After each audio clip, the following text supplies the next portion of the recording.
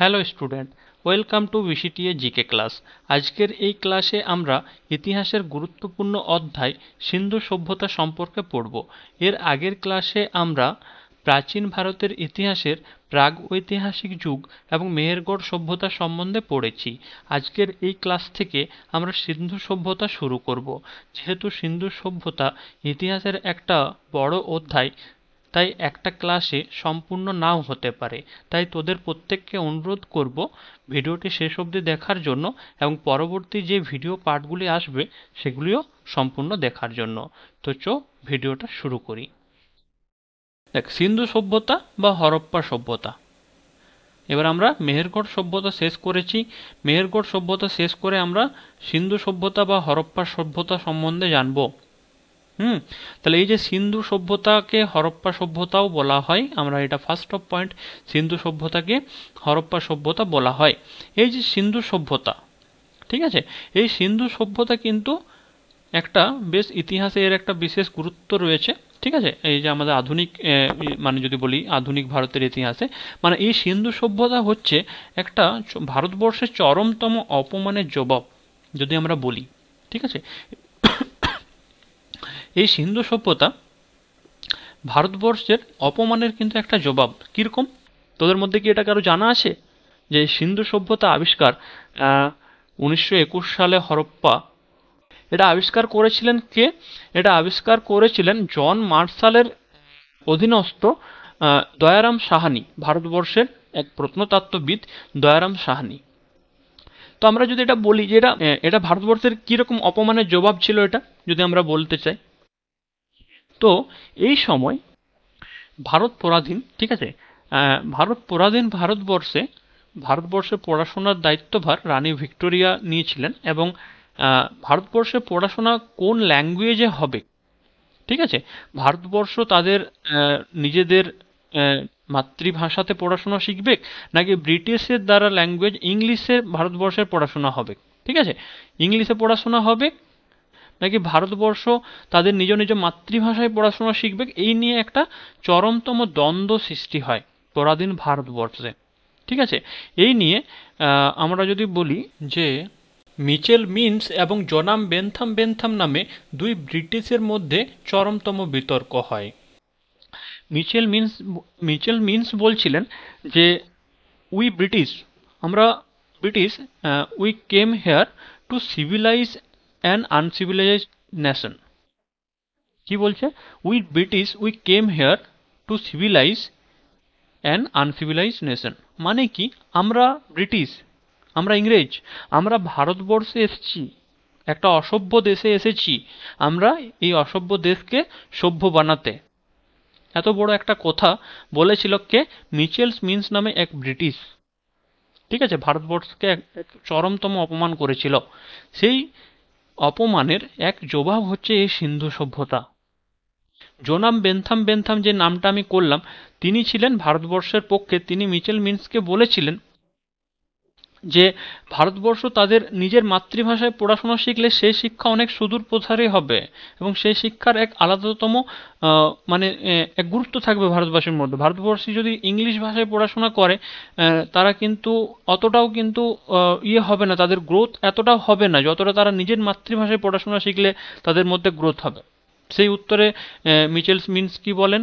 তিনি বলেন যে অসভ্য জাতির আবার ভাষা কি, তারা পড়াশোনা শিখবে ইংরেজি ভাষায় শিখবে। তো এরকম ধরনের একটা চরমতম অপমান করা হয়েছিল ভারতবাসীকে পরাধীন ভারতে। তো সেই পরাধীন ভারতের এক চরমতম অপমানের জবাব হচ্ছে সিন্ধু সভ্যতা।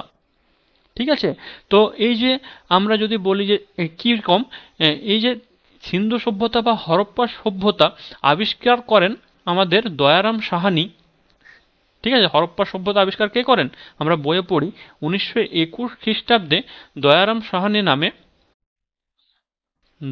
সাহানি নামে এক ভারতীয় 1921 খ্রিস্টাব্দে সিন্ধু সভ্যতার আবিষ্কার করেন এবং এটা ছিল এক নগর কেন্দ্রিক সভ্যতা। যে সভ্যতায় মানুষ দেখা গেছে যে খ্রিস্টপূর্বাব্দ 3000 বছর আগে মানুষ পাকা বাড়িতে বসবাস করত। ইটের তৈরি বাড়িতে, দোতলা তিনতলা বাড়িতে মানুষ বসবাস করত, ভারতবর্ষের মানুষ। ছিল পাকা রাস্তা, ইটের তৈরি পাকা রাস্তা, রাস্তার ধারে আন্ডারগ্রাউন্ড ড্রেন, জল নিকাশি ব্যবস্থা। সেই সময় মানুষ সিন্ধু নদের উপরে বাঁধ দেওয়ার ক্ষমতা রাখত, চাষবাসের জন্য সেচ ব্যবস্থা। তাহলে সেই সময়ে মানুষ কতটা উন্নত ছিল, ঠিক আছে। এবং প্রপার ঘর বাড়ি বানানোর যে স্ট্রাকচার, ঠিক আছে। তো খুব সুন্দর একটা ব্যবস্থা ছিল, যেটা একটা নগরকেন্দ্রিক সভ্যতা ছিল। সেই সময় মানুষ যে এত কিছু, ভারতবর্ষের মানুষ এতটা উন্নত ছিল, ব্রিটিশ জানতো নাই, ঠিক আছে। তো সেটাকে আবিষ্কার করে 1921 খ্রিস্টাব্দে এক ভারতীয়, দয়ারাম সাহানি। যেটাতে জানা যায় একটা রেডিও কার্বন একটা প্রসেস রয়েছে বিজ্ঞানের, যে প্রসেস থেকে জানা যায় এই যে সভ্যতাটা ছিল, এটা ভারতবর্ষে ছিল খ্রিস্টপূর্ব 3000 বছর আগে। যে সময় ওই ব্রিটিশ, ঠিক আছে, ব্রিটিশ জঙ্গলে বাস করতো, কাঁচা মাংস খেত। ইউরোপ তখন যাযাবর হিসাবে বনে জঙ্গলে ঘুরে বেড়ায়, ঠিক আছে। তো সেই সময় ভারতবর্ষের মানুষ পাকা দোতলা বাড়িতে বসবাস করত, পাকা রাস্তা, এবং তার সঙ্গে কি ছিল, রাস্তায় বাতির ব্যবস্থা, আলো জ্বালানোর ব্যবস্থা। হ্যাঁ, ইলেকট্রিক না হোক, বাট বাতি জ্বলতো, সেটা আগুনের থেকেই। তাহলে বাতির স্তম্ভ রাস্তার ধারে, ঠিক আছে, পাকা রাস্তা। একটা ভিজুয়ালাইজ কর যে সেই সময়, আজ থেকে খ্রিস্টপূর্বাব্দ 3000 বছর আগে, আজকালের দিন বলছি না, আমাদের 1 সাল শুরু হয়েছে, আজ আমরা 2025 সালে এলাম, আজ আমাদের 1 জানুয়ারি। যীশু খ্রিস্টের জন্ম থেকে 1 সাল ধরা হয়, আমরা 2025 সাল পর্যন্ত এলাম। যীশু খ্রিস্টের জন্মেরও আরও আমরা চলে যাচ্ছি 3000 বছর আগে। সেই সময়ের কথা বলছি, যে সময় ব্রিটিশ কাঁচা মাংস খেত। তো এই যে এই সভ্যতা আবিষ্কারের পর ব্রিটিশ কিন্তু আর কোনোদিন ভারতবর্ষকে অসভ্য জাতি বলার সাহস রাখে না। ব্রিটিশও জানতে পারে যে ভারতবর্ষ কিন্তু একটা সভ্য দেশ, ঠিক আছে। তো এই সভ্যতা ভারতবর্ষের কিন্তু এক অপমানের জবাব, ঠিক আছে। সিন্ধু সভ্যতা কত খ্রিস্টাব্দে আবিষ্কৃত হয়? 1921, ঠিক আছে। আবিষ্কার কে করেন? দয়ারাম সাহানি। হুম, দয়ারাম সাহানি এই সভ্যতা আবিষ্কার করেন। হ্যাঁ, অনেক সময় আমাদের প্রশ্নের মধ্যে কিন্তু এই দয়ারাম সাহানি অপশনটা নাও থাকতে পারে। অনেক সময় থাকে যে হরপ্পা সভ্যতার আবিষ্কারক কে, ঠিক আছে। তোরা হয়তো দেখলি যে দয়ারাম সাহানি নামটাই পেলি নাই। তো দয়ারাম সাহানি আবিষ্কার করেছিলেন। সেই সময়ের আমাদের এই যে আর্কোলজিক্যাল সার্ভে অফ ইন্ডিয়ার চেয়ারম্যান ছিলেন জন মার্শাল।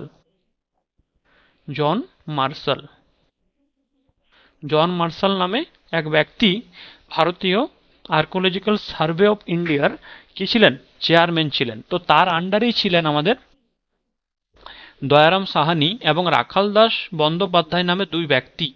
দয়ারাম সাহানি আবিষ্কার করেন 1921 সালে সিন্ধু সভ্যতা, এবং 1922 সালে রাখাল দাস বন্দ্যোপাধ্যায় আবিষ্কার করেন মহেঞ্জোদারো সভ্যতা। 1921-এ আমাদের হরপ্পা সভ্যতা, বা আমরা যেটাকে হরপ্পা বা সিন্ধু সভ্যতা যেটা হয়, সেটা আবিষ্কার করেছেন দয়ারাম সাহানি 1921 সালে। এবং তার ঠিক 1 বছর পরেই 1922 সালে আমাদের আবিষ্কার হয় মহেঞ্জোদারো সভ্যতা, ঠিক আছে। দেখ, এবার আমরা পড়বো স্টেপ বাই স্টেপ এই সভ্যতা সম্বন্ধে। সিন্ধু নদ ও তার উপনদীগুলির উভয় তীরে খ্রিস্টপূর্ব 3000 অব্দে যে তাম্র ব্রোঞ্জ যুগের নগর কেন্দ্রিক সভ্যতা গড়ে উঠেছিল তা সিন্ধু সভ্যতা নামে পরিচিত, ঠিক আছে। তো সিন্ধু সভ্যতা নামে পরিচিত কেন হয়েছিল? এটা নগর কেন্দ্রিক এবং সিন্ধু নদীর তীরে। সিন্ধু নদী আমরা দেখলাম ম্যাপে, সিন্ধু নদীর তীরে যেহেতু এই সভ্যতা ছিল, তো সেই জন্য একে আমরা সিন্ধু সভ্যতা নামে জানি, ঠিক আছে, বা সিন্ধু সভ্যতা নাম দেওয়া হয়েছে। কত সালে? খ্রিস্টপূর্বাব্দ 3000 বছর আগে এক নগর কেন্দ্রিক বা তাম্র ব্রোঞ্জ যুগের নগর কেন্দ্রিক সভ্যতা ছিল সিন্ধু সভ্যতা। এই সময়কেই প্রত্নতত্ত্বীয় ইতিহাসের যুগের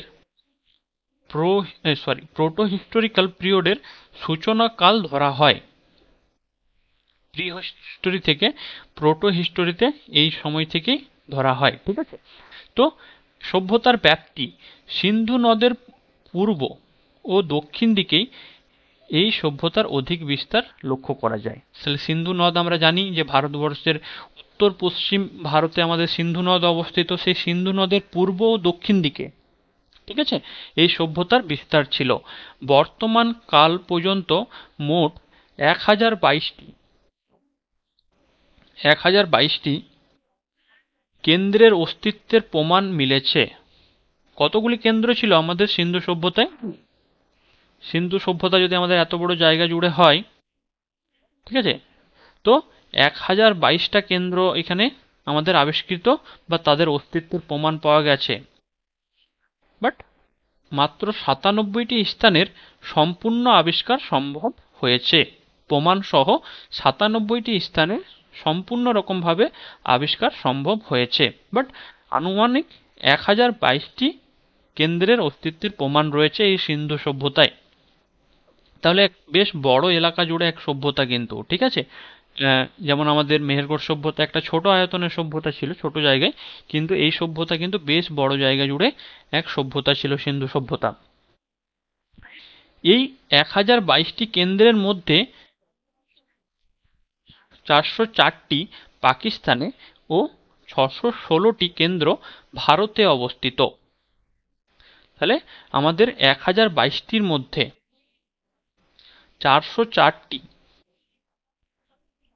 ঠিক আছে, বর্তমান কাল মানে এই যে বর্তমান এই সময়ে, ঠিক আছে, বর্তমান সময়ে, ঠিক আছে, এখন 404টি কোথায় আছে?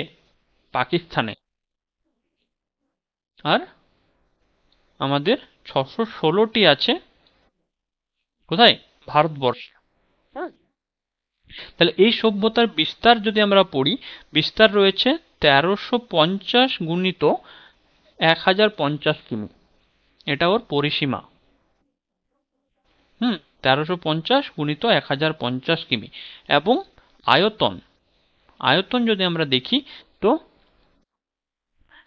6.8 থেকে 8 লক্ষ বর্গ কিমি, ঠিক আছে। উত্তরে কাশ্মীর থেকে, ভারতবর্ষের উত্তরে কাশ্মীর থেকে দক্ষিণে নর্মদা নদীর অববাহিকা এবং পশ্চিমে বালুচিস্তান থেকে পূর্বে পশ্চিম উত্তরপ্রদেশ পর্যন্ত এই সভ্যতা বিস্তৃত ছিল। পশ্চিম উত্তরপ্রদেশ, ঠিক আছে। তাহলে এখানে বিস্তারটা কিরকম ভাবে বলা হয়েছে? উত্তরে কাশ্মীর থেকে, উত্তরে রয়েছে কাশ্মীর, দক্ষিণে নর্মদা নদীর অববাহিকা এবং পশ্চিমে বালুচিস্তান থেকে, পশ্চিমে রয়েছে বালুচিস্তান এবং পূর্বে রয়েছে পশ্চিম উত্তরপ্রদেশ, ঠিক আছে। এই সভ্যতা বিস্তৃত ছিল। তাহলে এটা হচ্ছে এই সভ্যতার চতুর্সীমানা। একদম খুব সুন্দরভাবে খাতায় নোট করবি, আমি যেভাবে বুঝাই দিচ্ছি বুঝে বুঝে জিনিসগুলোকে লিখে রাখবি। এটা তোদের দায়িত্ব। তো এখানে দেখ দেওয়া আছে বিভিন্ন স্থানের নাম, যে এই যে সিন্ধু সভ্যতার উত্তরতম স্থান মান্ডা, কোথায়? জম্মু কাশ্মীর। আমরা এখনই পড়লাম যে মান্ডা সিন্ধু সভ্যতার উত্তরে অবস্থিত। দক্ষিণতম স্থান মালভান, ঠিক আছে। তো মালভান হচ্ছে দক্ষিণতম স্থান। মালভানকে দোমাইবাবাদও বলা হয়। খুব ইম্পর্টেন্ট কোশ্চেন, দোমাইবাবাদ কোন সভ্যতায় মানে কোন সভ্যতার স্থান যদি থাকে বা বর্তমানে কোথায় অবস্থিত? তো দোমাইবাবাদ এখন হচ্ছে আমাদের মহারাষ্ট্রে অবস্থিত এবং সিন্ধু সভ্যতার দক্ষিণতম স্থান।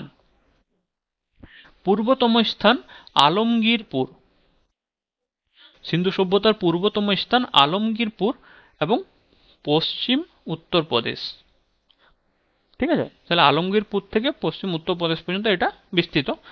যেমন পশ্চিমতম স্থান সুতকা জেন্ডর, আমরা যদি ইংলিশটা পড়ি এখানে হয়তো আমাদের ইয়ে হবে, সুতকা জেন্ডর বা সুতকা গেন্ডর বলা হয়, থেকে বালুচিস্তান। পূর্বতম স্থান আলমগীরপুর থেকে পশ্চিম উত্তরপ্রদেশ এবং পশ্চিমতম স্থান সুতকা গেন্ডর থেকে বালুচিস্তান পর্যন্ত। এছাড়া আফগানিস্তানে একটি সম্পূর্ণ বিচ্ছিন্ন কেন্দ্রের স্থান পাওয়া গেছে, যেটা ধর এলাকা সিন্ধু সভ্যতার, তার থেকে দূরে একটা বিচ্ছিন্ন একটা কেন্দ্রের সন্ধান পাওয়া গেছে। আচ্ছা, কিভাবে বোঝা যায় যেটা আমাদের সিন্ধু সভ্যতার স্থান? আমি যেমন একটা এক্সাম্পল তোদেরকে দিলাম যে ধর আমাদের এই যে আমরা পশ্চিমবঙ্গের মানুষ, ঠিক আছে, তাহলে এই পশ্চিমবঙ্গের মানুষের একটা লাইফস্টাইল আলাদা, তাহলে এই পশ্চিমবঙ্গের মানুষের সঙ্গে কি আমাদের সাউথের তামিলনাড়ুর মানুষের লাইফস্টাইল মিলবে? নাকি আমাদের উত্তরে জম্মু কাশ্মীরের মানুষের লাইফস্টাইলের সঙ্গে মিলবে? মিলবে না।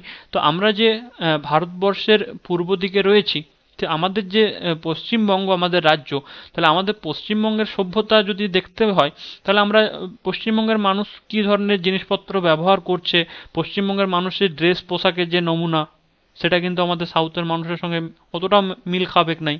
ঠিক আছে? তো বিভিন্ন রকমের আমরা যে সরঞ্জাম ব্যবহার করছি, সেগুলো হয়তো সাউথের মানুষের সঙ্গে হবে না। তাহলে আমরা সেটা বুঝতে পারি যে এইগুলো এগুলো আমাদের পশ্চিমবঙ্গের। তাহলে আমরা যদি পশ্চিমবঙ্গ কোনোদিন শেষ হয় বা ধ্বংস হয়, তো এই যে আমাদের বিভিন্ন যে আমাদের জিনিসপত্র আমরা ব্যবহার করছি, সেগুলো যখন পরবর্তীতে মাটি খুঁড়ে নিচে পাওয়া যাবে, তখন বুঝতে পারবে যে হ্যাঁ, বাঁকুড়াতে যে জিনিসটা পাওয়া যাচ্ছে সেরকমই কোনো একটা জিনিস কিন্তু হয়তো কোনো একটা ধর জিনিস পাওয়া গেল। ধর কি যদি আমি এক্সাম্পল হিসাবে তোদেরকে বলি, যে ভারতবর্ষের মানুষ হয়তো কোনো একটা প্রোডাক্ট ব্যবহার করে, যেটা প্লাস্টিক প্যাকেট বা আমরা কিছু একটা হয়তো বললাম, ঠিক আছে, আহ, সেটা হয়তো শুধুমাত্র যে পশ্চিমবঙ্গের মধ্যে অ্যাভেলেবেল, তো সেটা হয়তো প্রথমে একটা বাঁকুড়া ডিস্ট্রিক্টেও পাওয়া গেল, একটা জিনিস হয়তো কলকাতাতেও পাওয়া গেল। তো মানুষ বুঝতে পারবে যে বাঁকুড়া ডিস্ট্রিক্ট, কলকাতা, এগুলো এগুলো জাস্ট একটা সভ্যতার মধ্যেই বিস্তৃত। মানে আমি জাস্ট একটা প্র্যাকটিক্যাল এক্সাম্পল বলছি, ঠিক আছে? তো সেরকমই সিন্ধু সভ্যতা একটা এলাকা জুড়ে ছিল। তাহলে সেই সিন্ধু সভ্যতার সঙ্গে মানে মিলে যায় সেরকম একটা বিচ্ছিন্ন স্থান রয়েছে এই এলাকার বাইরেও। যেমন আমাদের যদি আমরা পশ্চিমবঙ্গের বাইরেও আমাদের বাংলাদেশের কিছু এলাকার সঙ্গে আমাদের কিন্তু মিল হয়ে যেতে পারে। তো সেরকমই সিন্ধু সভ্যতার মানে সিন্ধু সভ্যতার সঙ্গে যুক্ত একটা বিচ্ছিন্ন স্থান রয়েছে, যে জায়গাটাকে নাম বলছে শর্তঘাই। হুম। ইয়েস, এখানে অনেক সময় সর্তুঘাইও লেখা থাকে, মানে এই যে শর্তঘাই বা সর্তুঘাই এরকম ভাবে লেখা থাকে, ঠিক আছে? শর্তবাই সর্তুঘাই যেটাই বলবি। তো এটা কোথায় অবস্থিত? আফগানিস্তানের একটি সম্পূর্ণ বিচ্ছিন্ন কেন্দ্র সিন্ধু সভ্যতার। তারপরে আছে ব্রোঞ্জ যুগে পৃথিবীর সর্বাধিক বিস্তৃত সভ্যতা হলো হরপ্পা সভ্যতা। হুম। দৈর্ঘ্য দেওয়া আছে দেখ, 1350 কিমি, প্রস্থ 1050 কিমি। হরপ্পা সভ্যতাকে অনেকে অনেকে কি বলে? সিন্ধু ঘাগর হড়কা সভ্যতা। সিন্ধু ঘাগর হড়কা সভ্যতা ও সিন্ধু সরস্বতী সভ্যতা। তাহলে এটার আরো আরো দুটো নাম আছে, সিন্ধু বা হরপ্পা সভ্যতার আরো দুটো নাম আছে। একটাকে বলছে সিন্ধু ঘাগর হড়কা সভ্যতা বা সিন্ধু সরস্বতী সভ্যতা বলেও বর্ণনা করে থাকেন। নেক্সট কি দেওয়া আছে? আহ, সিন্ধু সভ্যতায় প্রথম আবিষ্কৃত স্থান হলো হরপ্পা, তাই একে হরপ্পা সভ্যতাও বলা হয়। হুম। 1921 সালে দয়ারাম সাহানি প্রথম আবিষ্কার করেন হরপ্পা। এই সময় স্যার জন মার্শাল ছিলেন এএসআই অর্থাৎ আর্কোলজিক্যাল সার্ভে অফ ইন্ডিয়ার অধিকর্তা। তাহলে সিন্ধু সভ্যতায় প্রথম আবিষ্কৃত স্থান কোনটা? সিন্ধু সভ্যতা এত বড় একটা স্থান জুড়ে অবস্থিত, তার মধ্যে একটা কেন্দ্র যেটার নাম হচ্ছে হরপ্পা।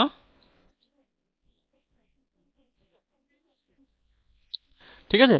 সেই হরপ্পা আবিষ্কার করেন দয়ারাম সাহানি, এবং এই স্থানটা সিন্ধু সভ্যতার প্রথম আবিষ্কৃত স্থান।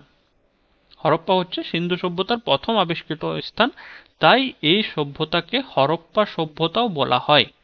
সিন্ধু সভ্যতায় যেহেতু হরপ্পা স্থানটি প্রথম আবিষ্কৃত হয়েছিল, তাই এই সভ্যতাকে হরপ্পা সভ্যতাও বলা হয়ে থাকে। ঠিক আছে? তারপরে এই যে জন মার্শাল নামটা আমি আগেই বললাম, আমরা জানি দয়ারাম সাহানি 1921 সালে আমাদের হরপ্পা সভ্যতা আবিষ্কার করেন। তিনি ছিলেন এই যে জন মার্শালের আন্ডারে কর্মরত। ঠিক আছে? তো জন মার্শাল ছিলেন সেই সময়ের আর্কোলজিক্যাল সার্ভে অফ ইন্ডিয়ার অধিকর্তা বা চেয়ারম্যান। যদিও 1826 খ্রিস্টাব্দে ইংরেজ পর্যটক চার্লস ম্যাসন প্রথম এই অঞ্চলে একটি প্রাচীন সভ্যতার অস্তিত্বের ইঙ্গিত দেন। ঠিক আছে, এক ইংরেজ পর্যটক, ঠিক আছে, একবার মানে জাস্ট একটা ধাঁচ করেছিলেন, মানে নিজের মধ্যে অনুমান করেছিলেন যে এখানে কোনো সভ্যতা হয়তো ছিল, ঠিক আছে, যা পরবর্তীকালে কর্নেল আলেকজান্ডার বার্নেস 1831 দ্বারা সমর্থিত হয়। 1853 ও 1857 সালে তৎকালীন বিখ্যাত প্রত্নতাত্ত্বিক আলেকজান্ডার কানিংহাম এই স্থান পরিদর্শন করেন। এই সময় হরপ্পা সভ্যতার ইট করাচি লাহোর রেলপথ নির্মাণের জন্য ব্যবহৃত হয়েছিল। কত সালে? এখানে এই যে 1853 বা 1857 এই সময়ের মধ্যে করাচি লাহোর রেলপথ নির্মাণের জন্য হরপ্পা সভ্যতার মানুষ যে ইট ব্যবহার করতো, আমরা নগর কেন্দ্রিক সভ্যতা, পাকা বাড়ি, পাকা রাস্তা ছিল, হ্যাঁ, পোড়া ইটের বাড়িতে মানুষ থাকতো, তো সেই ইট কিন্তু পরবর্তীতে ব্যবহার হয়েছে। তো আলেকজান্ডার কানিংহাম ছিলেন আর্কোলজিক্যাল সার্ভে অফ ইন্ডিয়ার প্রথম অধিকর্তা। এখানে আমরা 1921 সালে দয়ারাম সাহানি ছিলেন জন মার্শালের আন্ডারে। সেই সময়ে জন মার্শাল ছিলেন আর্কোলজিক্যাল সার্ভে অফ ইন্ডিয়ার অধিকর্তা। কত সালে? 1921-এ। কিন্তু আলেকজান্ডার কানিংহাম ছিলেন আর্কোলজিক্যাল সার্ভে অফ ইন্ডিয়ার প্রথম অধিকর্তা। ঠিক আছে, আমরা যেমন বলি যে আমাদের বর্তমান প্রধানমন্ত্রীর নাম নরেন্দ্র মোদী, হ্যাঁ, কিন্তু আমাদের প্রথম প্রধানমন্ত্রীর নাম কি? জওহরলাল নেহেরু। তো সেই যে ব্যাপারটা, বুঝতে পারলি তো?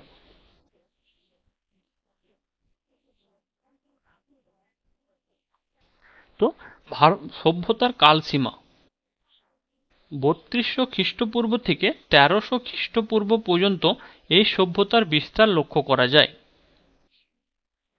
কখন থেকে কখন ছিল?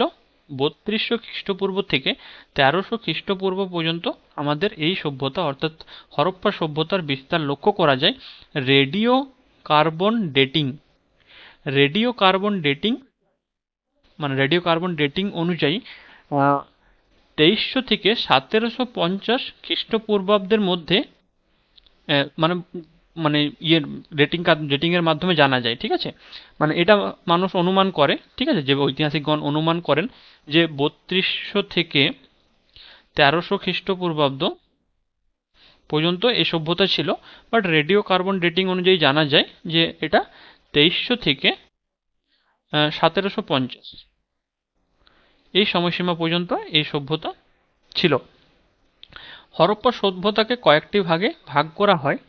প্রাক হরপ্পা, যেটা 3200 থেকে 2600 খ্রিস্টপূর্ব, একটা পরিপূর্ণ হরপ্পা বা ম্যাচুয়ার হরপ্পা, এবং প্রাক হরপ্পা যেটা আর্লি হরপ্পা, তো সেটা 2600 থেকে 1900 খ্রিস্টপূর্ব, এবং একটা হচ্ছে উত্তর হরপ্পা বা লেট হরপ্পা যেটা 1900 থেকে 1300 খ্রিস্টপূর্ব। তবে হরপ্পা সভ্যতার কালসীমা বলতে আমরা 1300 থেকে 1700 খ্রিস্টপূর্ব বুঝি। হরপ্পা কালসীমা বলতে আমরা 1300 থেকে 1750 খ্রিস্টপূর্বকেই বুঝি। মনে থাকবে, মোস্ট ইম্পর্টেন্ট, ভিভিআইপি 2300 থেকে 1750 খ্রিস্টপূর্ব। ঠিক আছে, হরপ্পা সভ্যতার কালসীমা বলতে আমরা 2300 থেকে 1750 খ্রিস্টপূর্বকে বুঝি, ভিভিআইপি। দেখ, নেক্সট চলে। এবার আমরা পড়ব শহর পরিকল্পনা অর্থাৎ টাউন প্ল্যানিং বা নগর পরিকল্পনা। সিন্ধু সভ্যতার শহরগুলি কেমন ছিল, কিভাবে তাদের শহরগুলি গঠিত ছিল, এই সম্বন্ধে কিন্তু আমরা জানবো এই টপিকটাতে। ঠিক আছে, শহর পরিকল্পনার মাধ্যমে। এই যে আমাদের সিন্ধু সভ্যতা আমরা বললাম যে একটা নগর কেন্দ্রিক সভ্যতা ছিল, তো যেহেতু নগর কেন্দ্রিক সভ্যতা ছিল, তাহলে তার যে সভ্যতার যে শহরগুলি ছিল সেই শহরগুলি কেমন ছিল, তাদের প্ল্যানিংটা কেমন ছিল, ঠিক আছে, কেমন প্ল্যানিং দিয়ে, কেমন পরিকাঠামো দিয়ে কিন্তু শহরগুলি গঠিত ছিল এবং তাদের বৈশিষ্ট্য কী ছিল, এই সমস্ত কিছু পড়ব এই শহর পরিকল্পনার মধ্যে। আমরা তাহলে চলে আসি। গ্রিড প্রথার মাধ্যমে শহর পরিকল্পনার উন্নতি সাধন করা হয়েছিল। গ্রিড প্রথার মাধ্যমে, সে সময় কোন একটা প্রথা ছিল যেটাকে গ্রিড প্রথা বলা হচ্ছে, যার মাধ্যমে শহর পরিকল্পনার উন্নতি সাধন করা হয়েছিল। দুভাগ করে রাস্তা, শহরকে দুভাগ করে মাঝখানে রাস্তা তৈরি করে ত্রিভুজাকার ও বর্গাকার ভাবে শহরকে অঞ্চলে ভাগ করা হয়েছিল। কি বলেছে? দুভাগ করে রাস্তা তৈরি, শহরকে দুভাগ করে রাস্তা তৈরি হতো এবং ত্রিভুজাকার ও বর্গাকার ভাবে শহরকে অঞ্চলে ভাগ করা হয়েছিল। তার মানে আমাদের এই যে শহরটা ছিল খুব সুন্দর একটা স্ট্রাকচার ছিল, ত্রিভুজাকার ভাবে ঘরবাড়ি তৈরি হতো, রাস্তা পরিকল্পনা সেভাবেই হতো, ঠিক আছে। কোথাও কোথাও বর্গাকার ভাবে ঘরবাড়ি তৈরি হতো,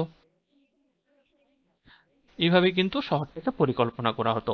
এমন না যে এখানে একটা বাড়ি তো এখানে একটা বাড়ি, যেখানে খুশি ঘরবাড়ি কিন্তু তৈরি করা হতো নাই। একটা প্রপার স্ট্রাকচার মেনে একটা শেপ অনুযায়ী কিন্তু ঘরবাড়ি তৈরি করা হতো, ঠিক আছে। এরকম ভাবে প্রত্যেক এই এলাকার মধ্যে ঘরবাড়ি থাকতো, সেটা ত্রিভুজাকার বা এভাবে চতুর্ভুজ আকৃতির মধ্যে কিন্তু ঘরবাড়ি থাকতো এবং প্রপার রাস্তা ভাগ করা থাকতো। এমন না যে এলোমেলো ভাবে, কোনোটাই কিন্তু এলোমেলো ছিল না। যদি আমাদের বর্গাকার ভাবে ঘরবাড়ি তৈরি করা হতো, তাই এই যে বর্গাকার একটা শেপস ধরলাম যে এটা সিন্ধু সভ্যতার একটা শহর অঞ্চল, তো এই পাশে যদি বাড়ি থাকতো, মাঝখানে এইভাবে রাস্তা থাকতো, তারপর আবার এখানে বাড়ি থাকতো, এগুলো আমি যদি বাড়ি ধরে নিচ্ছি, ঠিক আছে। এটা রাস্তা, আবার এগুলো বাড়ি, এটা আবার রাস্তা, তারপরে এগুলো বাড়ি, এইভাবে আর কি। আমি জাস্ট একটা বোঝানোর চেষ্টা করলাম যে সুন্দরভাবে সাজিয়ে শহরটাকে কিন্তু তৈরি করা হতো। রাস্তার বাতিস্তম্ভ তৈরি করে বাতিদানের ব্যবস্থা করা হয়েছিল। তাহলে রাস্তার মধ্যে বাতিস্তম্ভ তৈরি করা হতো। আমি একটু আগেই বললাম যে এই যে রাস্তা আছে, রাস্তায় আলোর জন্য বাতির ব্যবস্থা করা হতো, ঠিক আছে। এবং এই বাতি আগুনের দ্বারা চলতো, ঠিক আছে। বাড়িগুলির পাশে রাস্তা, গলি সব পরিকল্পনা মাফিক করা হয়েছিল। এটাও বললাম, এখানে যে আমি ছবিটা ড্রয়িং করলাম এটাতেই বোঝা যাচ্ছে যে এখানে রাস্তা বা বাড়ি যা কিছুই ছিল না, এগুলো কিন্তু সব পরিকল্পনা মাফিক। যে কোনো যেখানে খুশি বাড়ি ঘর ছিল না, সুন্দরভাবে সাজিয়ে সুন্দরভাবে শেপ একটা দিয়ে, সে ত্রিভুজাকার হোক বা বর্গাকার হোক, সেইভাবে ঘরবাড়ি কিন্তু নির্মাণ করা হতো। তারপরে কি বলেছে, পাকা বাড়ি তৈরির রসদ হিসাবে পোড়া ইট ব্যবহার করা হতো। তাহলে পাকা বাড়ি তৈরি করার জন্য কি ব্যবহার করা হতো? পোড়া ইট, আগুনে পোড়ানো ইট ব্যবহার করা হতো পাকা বাড়ি তৈরির জন্য। এর সঙ্গে কাঁচা ইটের বাড়িও তৈরি করতো। হ্যাঁ, কাঁচা ইটের বাড়িও তৈরি। বাড়িগুলো একতলা ও দুতলা বিশিষ্ট ছিল। ঘরবাড়িগুলো একতলা অথবা দুতলা বিশিষ্ট ছিল, কিন্তু এগুলি একই রকমের ছিল। ঘরগুলি দেখতে কিন্তু একই রকমের। এমন না কোনো ঘর একটা অন্য ধরনের, কোনো ঘর একটা সম্পূর্ণ অন্য ধরনের, এরকম না। ঘরবাড়িগুলো প্রায় মানে আমি বলতে পারি যে একই রকমের দেখতে। একটা যদি 90% হয়, তো একটা একই রকমের, প্রায় একই রকমের ঘরবাড়িগুলো দেখতে। একটা বর্গাকার অঞ্চলের মধ্যে অনেক ঘর থাকতো। এই যে বর্গাকার অঞ্চল, এগুলো যদি আমি এক একটা বাড়ি ধরি, তো একটা বর্গাকার অঞ্চলের মধ্যে কিন্তু অনেক ঘরবাড়ি থাকতো। রাস্তার সামনের দিকে কোনো জানালা রাখতো না। বাড়িগুলোর রাস্তার সামনের দিকে কোনো রকম জানালা থাকতো না। শৌচালয়গুলি ছিল টালি দিয়ে অলংকৃত। সে সময় শৌচালয় ব্যবস্থাও কিন্তু ছিল, মানুষজন কিন্তু শৌচালয় ব্যবহার করত। তাহলে কতটা উন্নত তখনকার মানুষ। তাহলে এবং সেগুলো সুন্দর মাটির টালি দিয়ে সুন্দরভাবে সাজানো, ভাবতে পারা যায়। নর্দমার মাধ্যমে জল নিকাশি প্রথা খুব ভালো ছিল। তাহলে আমি বলেছি যে সিন্ধু সভ্যতার শহরে আন্ডারগ্রাউন্ড ড্রেন ছিল, জল নিকাশি ব্যবস্থা ছিল, ঠিক আছে। জল কিন্তু রাস্তার জল, বৃষ্টির হলে যে রাস্তার জল, সেই জল শহরের মধ্যে জমে থাকতো না। সেই জল ড্রেনের মাধ্যম দিয়ে জল নিকাশি ব্যবস্থা ছিল, আন্ডারগ্রাউন্ড ড্রেনের মাধ্যম দিয়ে শহরের বাইরে বেরিয়ে যেত। পরিষ্কার করার জন্য, ড্রেনগুলি পরিষ্কার করার জন্য চুন, সুরকি বালি ও জিপসাম দিয়ে তৈরি মানে নর্দমাগুলি তৈরি করা হতো, ঠিক আছে। তো ড্রেন যাতে পরিষ্কার থাকে সেজন্য চুন, সুরকি বালি এবং জিপসাম দিয়ে নর্দমা তৈরি হতো। এবং যেগুলি ইটের বড় বড় খণ্ড দিয়ে ঢাকা থাকতো। এই যে নর্দমাগুলি, এই নর্দমাগুলি কিন্তু বড় বড় ইটের খণ্ড দিয়ে ঢাকা থাকতো, মানে ওপেন ড্রেন না, এগুলো ঢাকা দেওয়া, মানে একটা আন্ডারগ্রাউন্ড ড্রেন। এর মাধ্যমে স্বাস্থ্য রক্ষার বিশেষ নির্ধারণ সূচিত হয়। কিরকম? এই যে ঢাকা দেওয়া আছে ড্রেনের মধ্যে তো অনেক আবর্জনা ময়লা যায়, তাহলে এগুলো যেহেতু ঢাকা দেওয়া আছে মানে মানুষ সচেতন ছিল স্বাস্থ্য রক্ষার বিষয়ে। এখনকার আমাদের যে সমস্ত ড্রেন ওপেন ড্রেন, সেখানে নোংরা আবর্জনা পড়ছে এবং সেখান থেকে মশা দুর্গন্ধ ছড়াচ্ছে, সাথে আমাদের স্বাস্থ্যের পক্ষে ক্ষতিকর যেটা। কিন্তু সেই সময় মানুষ স্বাস্থ্য সম্পর্কেও সচেতন ছিল এবং তারা ড্রেনগুলিকে বড় বড় ইটের খণ্ড দিয়ে, কিন্তু মাটি পুড়িয়ে ইটের বড় বড় খণ্ড তৈরি করে সেগুলিকে ঢাকা দিয়ে রাখতো স্বাস্থ্য রক্ষার জন্য। মানে অনেক বেশি উন্নত ছিল সেই সময় ভারতবর্ষের মানুষ সিন্ধু সভ্যতায়। শহরগুলি উচ্চতর ও নিম্নতর এই দুই ভাগে ভাগ করা ছিল। এই যে শহরের স্ট্রাকচার আমরা যদি দেখি, শহর যদি এটা একটা শহর হয়, তাহলে শহরটা দুটো ভাগে ভাগ হতো, একদিকটা উঁচু অঞ্চল এবং একদিকটা নিচু অঞ্চল। শহর রক্ষার জন্য দুর্গ হিসাবে 30 থেকে 50 ফুট উঁচু এবং প্রায় 400 গজ থেকে 200 গজ পর্যন্ত কৃত্রিম মঞ্চ নির্মাণ করা হতো। তাহলে এই যে শহরকে রক্ষা করার জন্য, সিন্ধু সভ্যতার শহরকে রক্ষা করার জন্য দুর্গ হিসাবে 30 থেকে 50 ফুট উঁচু এবং প্রায় 400 গজ থেকে 200 গজ পর্যন্ত কৃত্রিম মঞ্চ নির্মাণ করা হতো। তাহলে শহরকে রক্ষার জন্য মঞ্চ নির্মাণ করা হতো, যেটা 30 থেকে 50 ফুট উঁচু এবং প্রায় 400 গজ থেকে 200 গজ পর্যন্ত বিস্তৃত। দেয়াল কাঁচা ইট দিয়ে ঘেরা হতো। ঠিক আছে, তাছাড়া এই সিন্ধু সভ্যতার শহরগুলি ঘেরা করা হতো, কাঁচা ইটের বাউন্ডারি করা হতো শহরের চারিপাশে, যাতে বহিঃশত্রু আক্রমণ না করতে পারে। তাহলে দুর্গ করা হতো শহরের থেকে অনেকটা উঁচুতে এবং অনেকটা জায়গা জুড়ে দুর্গ নির্মাণ করা হতো এবং শহরকে কিন্তু বাউন্ডারি করা হতো, শহরের চারিপাশে সীমানা দেওয়া হতো কাঁচা ইটের তৈরি। কৃত্রিম দুর্গের মধ্যে থাকতো, এই যে দুর্গ নির্মাণ বা মঞ্চ নির্মাণ হতো, তার মধ্যে থাকতো সরকারি বাসস্থান, শস্য সংরক্ষণ ব্যবস্থা, গুরুত্বপূর্ণ কারখানা, উপাসনা গৃহ, এই সমস্ত কিছু কিন্তু এই যে দুর্গের মধ্যে থাকতো।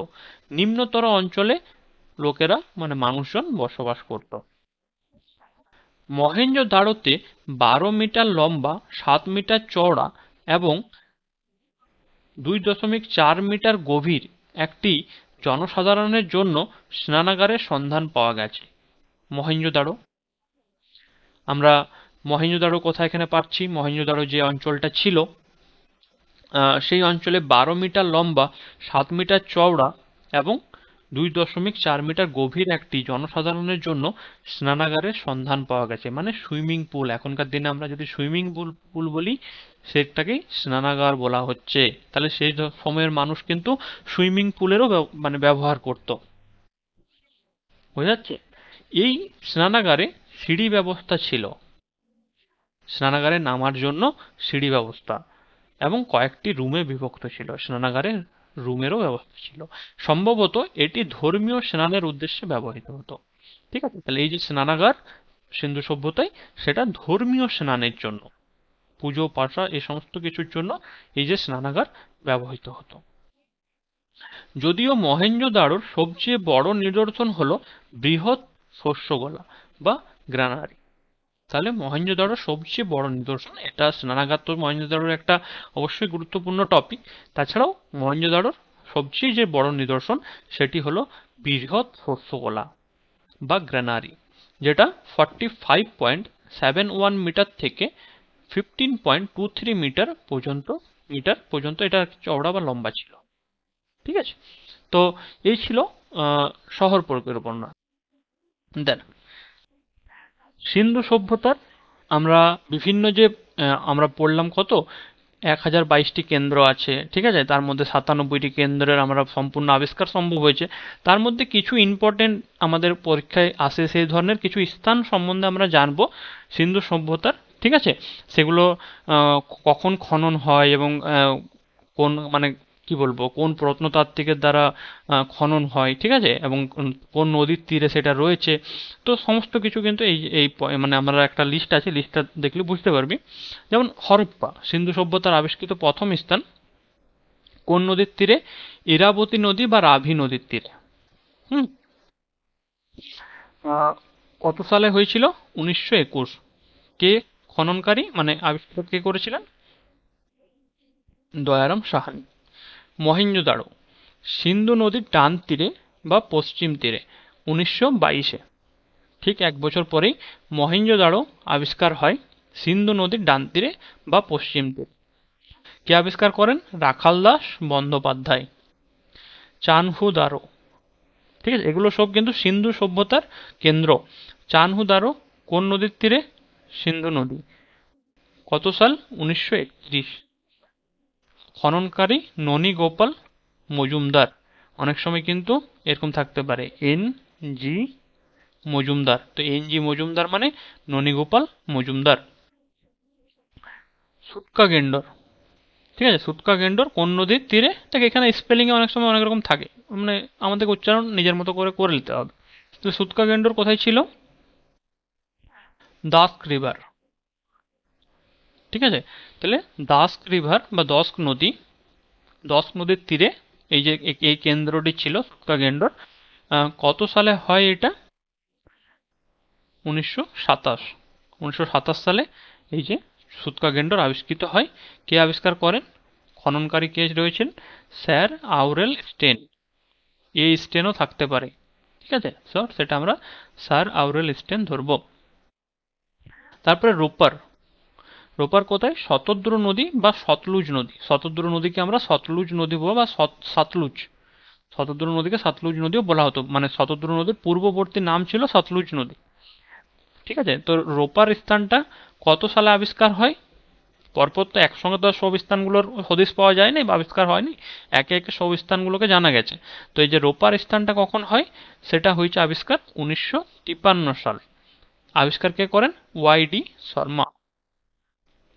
তারপরে লোথাল, খুব ইম্পর্ট্যান্ট একটা প্লেস আমাদের সিন্ধু সভ্যতার। কোন নদীর তীরে? ভোগওয়া, ভোগওয়া নদীর তীরে। 1954-তে এটা আবিষ্কার হয়। 1954 খ্রিস্টাব্দে এই যে লোথাল কেন্দ্রটি হরপ্পা সভ্যতার আবিষ্কৃত হয় বা সিন্ধু সভ্যতার, ঠিক আছে, সিন্ধু সভ্যতাকে হরপ্পা সভ্যতা বলা হয়। তারপরে আছে এটার আবিষ্কারক কে? এস আর রাও। তারপরে কোটজি। তাহলে এই যে কোটজি কেন্দ্রটা কোন কোন নদীর তীরে? সিন্ধু নদী। সিন্ধু নদীর তীরে কখন আবিষ্কার হয়? 1955-তে। 1955-তে। কে আবিষ্কার করেন? ফজল আহমেদ খান। তারপর আছে বানওয়ালি। কোন নদী? সরস্বতী নদীর তীরে। 1973-এ আবিষ্কার হয়। আর এস বিস্ত আবিষ্কার করেন। রংপুর কোন নদী? মোহর নদী। রংপুর মোহর নদী 1931 থেকে 53 এই সময় পর্যন্ত খনন কার্য চলে, ঠিক আছে। এবং এখানে অনেকগুলো নাম আমরা দেখতে পাচ্ছি: এম এস ভাট, বি লাল, এস আর রাও, ঠিক আছে। তাহলে এই যে তিনজন প্রত্নতাত্ত্বিক রংপুর কেন্দ্রটিকে আবিষ্কার করেন কোন নদীর তীরে? মোহর নদীর তীরে। তারপরে স্থান আমরি কোন নদী? সিন্ধু নদী। 1929 সালে আবিষ্কার হয়। কে আবিষ্কার করেন? ননীগোপাল মজুমদার। ননীগোপাল মজুমদার নামটা আমরা আগেও একটাতে দেখলাম। এই যে 1931-এ চানহুদারো যেমন আবিষ্কার করেছিলেন ননীগোপাল মজুমদার সিন্ধু নদীর তীরে, সেরকমই ননীগোপাল মজুমদার 1929-এ সিন্ধু নদীর তীরে আমরি বলে যে স্থানটা সেটাও আবিষ্কার করেছিলেন, ঠিক আছে। কালীবঙ্গান নামটা শুনবি হয়তো। কোন নদীর তীর? ঘমর। ঘমর নদীর তীরে কালীবঙ্গান আবিষ্কৃত হয়। হুম কত সাল? 1961। খননকারী কে? বি লাল। তারপর সারকোডাতে। সারকোডাতে বলে যে স্থানটা রয়েছে, কোনো নদী নাই সেখানে, ঠিক আছে, নদীর ধার নয়। কত সালে? 1964। কে আবিষ্কার করেন? জে যোশী। এগুলো কিন্তু ইম্পর্টেন্ট, এমন না যে আমি বলে দিলাম আর তুই ভুলে দিলি, এরকম না, পড়বি, হ্যাঁ। আলমগীরপুর, হুম কোন নদীর তীর? হিলডন। হিলডন নদীর তীরে আলমগীরপুর আবিষ্কৃত হয়। কত সাল? 1958। 1958 সালে আমাদের আলমগীরপুর আবিষ্কার হয়, ঠিক আছে, 1958 সালে। খননকারীকে ওয়াইডি শর্মা। ওয়াইডি শর্মা কিন্তু এই লোকেশনটাকে আবিষ্কার করেন। আজকে এই পর্যন্তই থাক, আমার ছিল আরও, বাট এই যে আমাদের অর্থনৈতিক জীবনটা ছিল, ঠিক আছে, বাট আজকে করবো না, কারণ আজকে অনেকটা টাইম হয়ে গেল, তোদেরও ঠিক লাগবে না। তো এই যে পয়েন্ট যেগুলো হলো, এগুলো পড়বি, আমি পুরোটাই দিয়ে দেবো নোটসটা, অর্থনৈতিক জীবনটাও দিয়ে দেবো, ঠিক আছে, যেখানে আমাদের সিন্ধু সভ্যতার কী কী আছে আমাদের, কৃষি ব্যবস্থা, কেমনভাবে মানুষ চাষবাস করতো, হ্যাঁ, তারপরে ব্যবসা বাণিজ্য, ঠিক আছে, অর্থনৈতিক জীবনের মধ্যে পড়ে, হ্যাঁ, তো তারপর শিল্প, হস্তশিল্প, ঠিক আছে, এই সমস্ত আমাদের অর্থনৈতিক জীবনের মধ্যে পড়ছে। তো এগুলো আমরা পড়বো। তারপর আমাদের আছে ধর্মীয় জীবন, ঠিক আছে, ধর্মীয় জীবন কেমন ছিল সিন্ধু সভ্যতার মানুষের, ঠিক আছে, তারপরে আমাদের রাজনৈতিক জীবন কেমন ছিল। অ্যাকচুয়ালি রাজনৈতিক জীবন এখানে কিছু ছিল না, মানে রাজনৈতিক জীবন বলতে কি, এইখানে কিন্তু সিন্ধু সভ্যতার মাটির নিচে কোনো রকম অস্ত্র শস্ত্র খুঁজে পাওয়া যায় নাই, বুঝতে পেরেছিস? তো সিন্ধু সভ্যতার মাটির নিচে খনন কার্যের পর যেহেতু অস্ত্র শস্ত্রের কোনো রকম হদিশ পাওয়া যায় নাই, মানে হয়তো অস্ত্র মানে কি, হয়তো সামান্য কিছু অস্ত্র পাওয়া গেছে, মানুষের আত্মরক্ষার কোনো রকম অস্ত্র কিন্তু পাওয়া যায় নাই। হ্যাঁ, তাহলে সেহেতু আত্মরক্ষার মানে কি, আমরা যেমন বলতে পারি, কি বলবো, যেমন ঢাল, বা আমরা বলতে পারি মাথার যে হেলমেট ধরনের, তো এই যে ব্যাপার, তাহলে আত্মরক্ষামূলক যে কোনো কিছু পাওয়া যায়নি, তার মানে আমরা বুঝতে পারি যে সে সময় রাজরাজাদের কিন্তু এখানে রাজত্ব চলতো না, রাজনৈতিক জীবনে রাজাদের কোনো রকম ইয়ে ছিল না, ঠিক আছে। তাহলে সেই সময় সমাজ ব্যবস্থা কাদের দ্বারা শাসন হতো, অনুমান করা যায় হয় পুরোহিতদের দ্বারা, ঠিক আছে, দেখ, আহ, এক মিনিট, হয় পুরোহিতদের দ্বারা শাসন হতো, মানে অনুমান করা হয়, এক হচ্ছে পুরোহিতরা শাসন করতো, আর না হলে বণিক শ্রেণী, বণিকরা শাসন করত, ঠিক আছে। তো এই যে বণিক শ্রেণী কেন মনে করা হয় বণিক শ্রেণী শাসন করতো, কারণ সে সময় ব্যবসা বাণিজ্য এ সমস্ত কিছু বণিক শ্রেণী করতো, তাহলে বণিক শ্রেণীর হাতে টাকা পয়সা বেশি ছিল, তাহলে যাদের হাতে টাকা পয়সা বেশি তারাই না সমাজ ব্যবস্থাটাকে চালাবে, তো সেটা এক অনুমান করা হয়। আর দ্বিতীয়ত পুরোহিতদের কেন বলা হয়, কারণ পুরোহিতরা কিভাবে শাসন করে, পুরোহিতরা শাসন করে, এটা কর নাহলে এই অভিশাপ দিয়ে দেবো, এই তোর এই হয়ে যাবে, এই পাপ হবে, এই হেন হবে, এই যে মানুষকে ভয় দেখানো, এইভাবে পুরোহিতরাও হয়তো সেই সময় হয়তো এদের রাজনৈতিক জীবন বা এদের শাসন ব্যবস্থাটাকে চালাতো, এটাই মনে করা হয়। তাহলে আমাদের এই যে হরপ্পা সভ্যতায় সেইভাবে রাজনৈতিক জীবন আমরাও কিছু পড়ি না, হ্যাঁ, কারণ কোনো রকম রাজরাজাদের সেরকম ব্যবস্থা ছিল না, বাট আমাদের অর্থনৈতিক জীবন, ধর্মীয় জীবন, এগুলো আমাদেরকে পড়তে হবে, ঠিক আছে। নগর পরিকল্পনা যেটা আমরা বললাম এখনই, যে কীরকম ধরনের নগর, এখানে এটা ফুল এই নোটসটা করে নিলে তোর আর সিন্ধু সভ্যতার মানে নগর পরিকল্পনা সম্বন্ধে ভাবতে হবে না, এখানে তুই নগর পরিকল্পনাটা বুঝে গেলে যে সেই সময়ের নগর কেমন ছিল, কেমনভাবে মানুষ মানে নগরগুলোকে তৈরি করতো। তো আজকের ভিডিওটি এই পর্যন্তই ছিল। পরবর্তী ভিডিওতে আমরা আলোচনা করব সিন্ধু সভ্যতার অর্থনৈতিক জীবন এবং ধর্মীয় জীবন সম্বন্ধে। অনেক অনেক ধন্যবাদ ভিডিওটি শেষ অবধি দেখার জন্য। রিকোয়েস্ট থাকলো চ্যানেলটিকে সাবস্ক্রাইব করে দেওয়ার জন্য। ধন্যবাদ।